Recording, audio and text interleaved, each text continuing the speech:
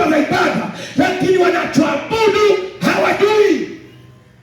Na wengine hata kanisani hawajaenda, wako bize kupika chakula. Sasa unawaza wewe, chakula unapika cha nini? Mimi nasherekea. Unajua maana ya sherehe hii?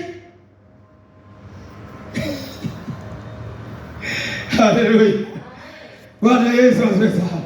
Kwa hiyo tumishi wa Mungu, unaweza ukaona kwenye dunia hii kituko kilivi, kwamba watu hawajitambui kabisa, hasa kwa Mungu wa kweli. Watu wamepotea sana. Bwana Yesu asifiwe. Ndio maana leo hii watu wameandaa masherehe na wengine wameenda kwenye ibada baada ya Yesu kuzaliwa kwao, ili awatoe kwenye dhambi. Yesu akizaliwa kwa mtu, maana yake Yesu atutoe kwenye utumwa wa dhambi. Sasa kama wewe unasema Yesu amezaliwa kwangu na uko dhambi unaendelea kuzitenda, bado hajazaliwa. Bado hajafanya nini? Hajazaliwa. Wala mjui. Bwana Yesu asifiwe.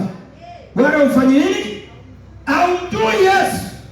Bali Yesu huyu tunayesherehekea leo, ukisema Yesu amezaliwa kwangu, maana yake amezaliwa kwako ili akuondoe kwenye utumwa wa dhambi. Haleluya.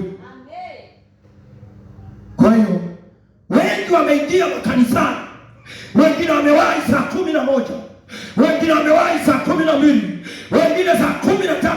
Kwa hiyo wakitoka hapo kanisani wanaendeleza mabaya kama kawaida. Sasa unawaza, aise, ulienda kanisani kufanya nini?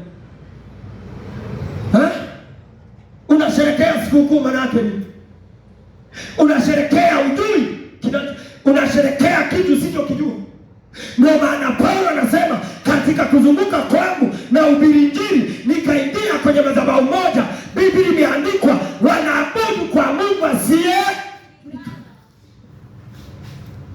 Kwa hiyo watu wengi wako bize kwenye nyumba za ibada, lakini wanayemwabudu hawamjui.